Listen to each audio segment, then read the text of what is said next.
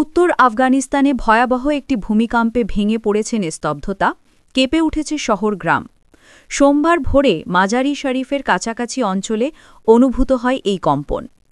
যুক্তরাষ্ট্রের ভূতাত্ত্বিক জরিপ সংস্থা USGS জানিয়েছে ভূমিকম্পটির মাত্রা ছিল 6.3। ভূমিকম্পটি খোলম নামের একটি এলাকার কাছে ভূমির প্রায় 28 কিলোমিটার গভীরে আঘাত হানে। সেখানে প্রায় 65,000 মানুষের বসবাস, আর কাছের মাজারি শরীফে 5 লাখেরও বেশি মানুষ বাস করে। ভোরের ঘুম ভাঙা মুহূর্তে হঠাৎ কেঁপে ওঠে মাটি। আতঙ্কে ঘর ছেড়ে রাস্তায় ছুটে আসে হাজারো মানুষ।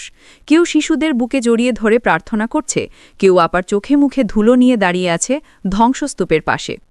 ফরাসি সংবাদ সংস্থা AFP জানিয়েছে, রাতের অন্ধকারে অনেক মানুষ আতঙ্কে ঘর থেকে বেরিয়ে আসে।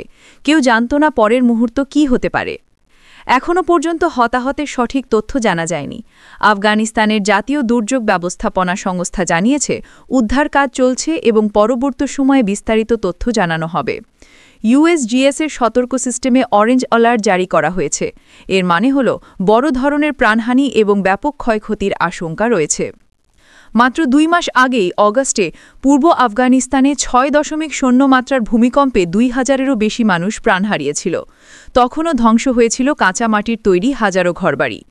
আফগানিস্তানের অনেক গ্রামীণ এলাকা এখনও এমন ঘরেই ভরসা পারে, ফলে প্রতিবার ভূমিকম্পে বিপুল ক্ষতি হয়।